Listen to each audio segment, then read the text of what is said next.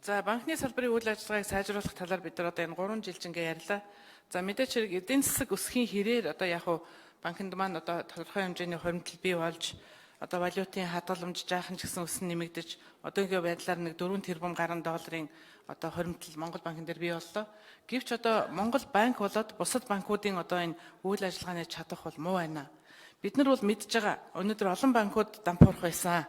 Гэвч одоо энэ шалгалтын явцад бас янз янзын урд хойно ярьж агаад зарим банкнуудаа та нар аваад үлдсэн. Одоо ч тэр банк нь чинь нийгэмд хор хохирол үзүүлсээр л байгаа тэр банкнууд чинь жижиг банкнууд. Тэгэхээр эдгээр банкныхаа үйл ажиллагаанд дахин хяналттай хандаарай. Монгол банк ч гэсэн өөрийнхөө үйл ажиллагаа дотоод зохион байгуулалтыг сайжруулах юм ер нь их байна шүү. Их харагдаад байна. Зөвхөн тэн дээр явагдаж байгаа үйл ажиллагааг зах зухаас нь оролцоод зарим материалыг авч танилцж байгаа явцад бол Монгол банкн дээр ихээхэн хэмжээний бас одоо ажлын хариуцлагагүй зохион байгуулалтгүй одоо доторх инженер техникийн ажилтны үйл ажиллагааны одоо сул ханддаг ийм ажилтнууд бол илт байд юм байна. Би дараа бүр энэ ажиллагааг бодтойгоор та бүхэн танилцуулна. За банкны үйл ажиллагааг сайжруулах дээр гишүүдтэйгээ би санал нэг байна. Энэ зээлийн хүн дээр маш их санаа зовж байна. Монгол улс тэр чигээрээ энэ зээлийн хүн дээр санаа зовж байна.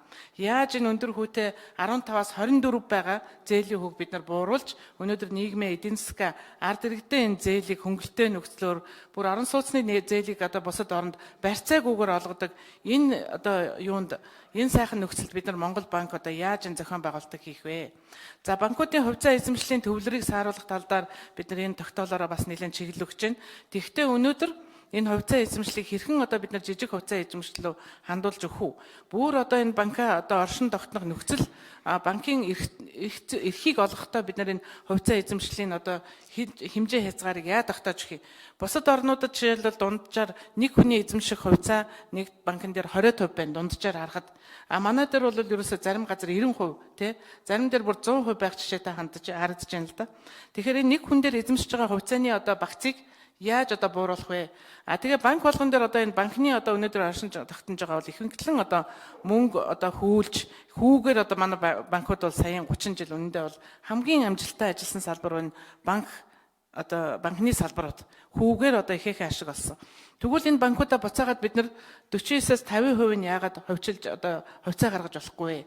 Тийм журмыг одоо энэ журманда энэ тогтоолдоо бас чиг хандлага оруулаад банкны одоо энэ хувьцааны тодорхой хувийг одоо ард иргэдэд хувьцаа болгож олгох, одоо сонирхолтой эзэмшигч нарт өгөх, жижиг хувьцаа эзэмшигчдийн эрх үүргийг сайжруулах, тэр монополийг одоо задлах энэ чиглэл рүү одоо тогтоолоо хэрхэн чиглүүлэх вэ гэсэн ийм нэг асуудал байна. За дараанд нь энэ Монгол банкнд ер нь ямар бодлого байдгийг бусад улс орнууд дээр энэ зээлийн одоо энэ валютын ханшийг унагсан үед хэрвээ тэр аж ахуйн нэгж нийгэм ард иргэдээс шалтгаангүй бол төр улс засаг төв банк нь энэ хариуцлагыг хүлээдэг. Өнөөдөр манай улсад туйлын харамсалтай бодлого явагдаж байна. Өмнөх 4 жилд валютын ханшийг одоо айгүй муухай унгаасан. Өмнөх 4 жил Монгол банкн дээр хийсэн шалгалтаар Монгол банкн дээр 7 их 80 хивлж тараасан, үн тогтворжуулах хөтөлбөргээд асар олон 100 мянган долларыг тараасан, Монгол банкнд байсан 4 тэрбум доллар өнгөрөх төрөн жил хасах 400 сая доллар бартлаа унсан байсан. Ингээд эдгээр шалтгаанаас болоод долларын ханш маань 2700 хүртэл өнөөдөр өсчөөд байна. Тэгээ энэний ханшийн алдагдлыг аж ахуйн нэгж ард иргэд ялангуяа нэг өглөг авлага зээлтэй байсан аж ахуйн нэгжүүдээр тэдгээрийн маань өглөг авлага 2-3 дахин өсчөөд маш хүнд байдалд орчод байгаа. Бусад улс орнуудад харахад энэ валютын ханшны алдагдлыг одоо тухайн буруутай үйл ажиллагаа хийсэн улс төрийн хүчин төв банк одоо юу байдгийг тэд нар маань хүлээдэг хуультай байна. Бусад улс орнууд бүр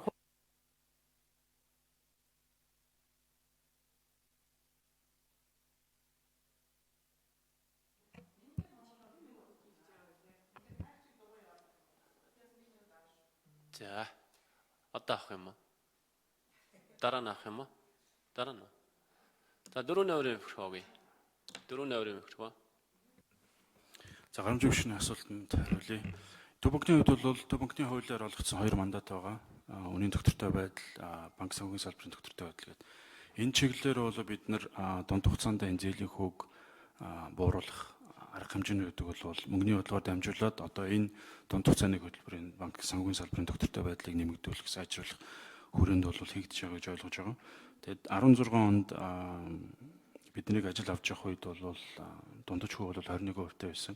Яг тэр аргачлалаар тооцооллоор өнөөдөр зээлийн дундаж хөвгөл тооцоолох дээр бол 16% төр ирсэн байгаа. Тэгээд эдийн засгийн суур үзүүлэлтүүд одоо макро эдийн засгийн бодлогын доктортой ойлгомжтой яваад ирэх тэр энэ зээлийг урт хугацаанд цаашаа бүр их буургалуу гэсэн буурна гэсэн тийм бодлоготой бид нар бол ажиллаа явьж байгаа. Тэгээд инфляц бол яг хөө сүүлийн 19 онд бол 18 оны сүүл 19 оны ихээр бол харамсалтай нийлүүлэлтийн шин чанартай хүчин зүйлүүдээс шалтгаалаад одоо тэр тухайлбал мах түлштэй холбоотой инфляц бол жоохон өндөр гарсан.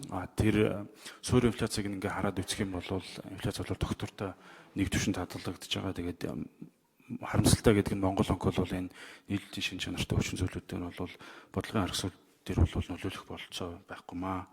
За тэр банкны хөвцөө эзэмшлийн тоог нэмэгдүүлэх гэдэг энэ дунд хугацааны хөтөлбөрийн зорилт нэгт бол яг гишүүний хэлж байгаа энэ санаануудыг бол тусгаж өгсөн байгаа. Тэгээ миний төрөний хэлсэн өнөөдөр хамгийн цөөхөн хөвцөө эзэмшигчтэй банк нь 2 хөвцөө эзэмшигчтэй. Тэгтээ төвлөрөл өндөртэй. Яг таны хэлж байгаа нэг нь бол 90%, нөгөөх нь 10% ч байт юм уу.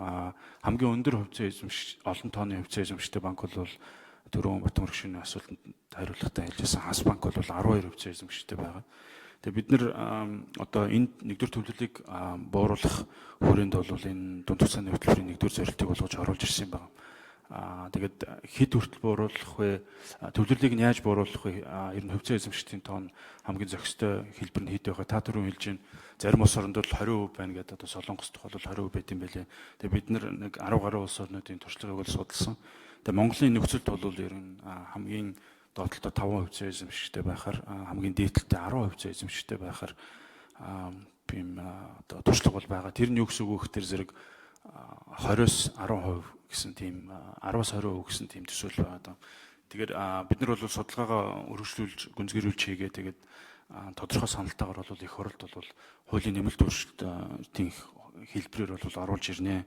Энийг ч гэсэн бид нар өмнө их хурлаар батлагдсан тэр банкны салбарыг дахин хөргөжүүлэлтийн хууль гэж анх нэрлэж байгаа банкны салбарын доктортой байдлыг хангах тухай хуулийг яригдж байхад бол энэ асуудлыг бид нар хөндөөдөгээд ингээд шатараатай арга хэмжээнүүд ингээд явж байгаа гэж ойлгож байгаа. За ханшийн хувьд бол Монгол банк бол яг өнөөдрийн байдлаар бол төлбөрийн тэнцлийн төсөөллийг бол хийгээ явж байгаа. Тэгээд төлбөрийн тэнцэл дээр одоо Монгол банк одоо шууд нөлөөлнө гэхтэр зэрэг одоо бусад Монголын төрийн байгууллагатай харьцуулахад бол хүчин мохс. Энэ дээр бол бид нэр одоо өнөөдөр Монгол улсад үйлчилж байгаа валютын зохицуулалтын тухай хуулиараа ч гэсэн төлбөрийн тэнцэлээр бол засаг талын хувь нэмэр бол илүү их байгаа. Энэ бол экспортыг нэмэгдүүлэх одоо импортыг орлуулах бүтээгдэхүүнүүдийг одоо нэмэгдүүлэх тэр нь миний ойлгож байгаагаар бол энэ хөгжлийн банкаар яваад тодорхой төсөл төлбөрүүдийг бол санхүүжүүлж явж байгаа гэж бодож байна. Тэгэхээр яг төлбөрийн тэнцэлээр бол яг бодит өөрчлөлтийг гаргаж тэр нь эргээд энэ валютын орох гарах урсгал дээр нөлөө үзүүлснээр бол ханшинд бол тодорхой хэмжээгээр эерэг нөлөө үзүүлэх болов уу гэж бодож байна. Гарамжав шүү 1 минут тодруулъя. Валютын ханшны алдагдал маш чухал асуудал. Өнөөдөр Монголын эдийн засгийг одоо маш хүндрүүлж байгаа аж ахуй нэгж ард иргэд энэ валютын ханш ингэж унахсанд бохимдохгүй иргэн аж ахуй нэгж байхгүй байгаа. Ялангуяа нэг жаахан юм хийдэг, зээл авцсан аж ахуй нэгж, бүтээлч аж ахуй нэгжүүд энэтэй ерөөсөө Монголын эдийн засагт холбогдоогүй одоо айл гэр гэж байхгүй байна. Бусад улс орныг харахад энэ валютын ханшийг төр засгийн бодлого болгоод, төв банкны бодлого болгоод одоо тэр бүх одоо мөнгөний бодлогыг энэ дээр асар чанга, хатуу чанга дэглэмтэй байлгадаг.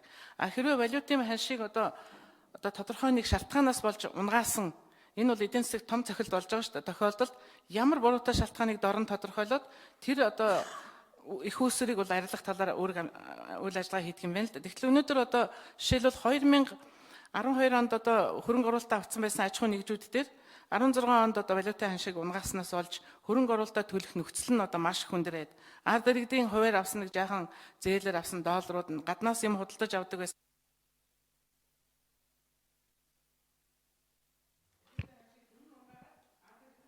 За хэн хариулах вэ? 4 номерын микрофон 1 минут.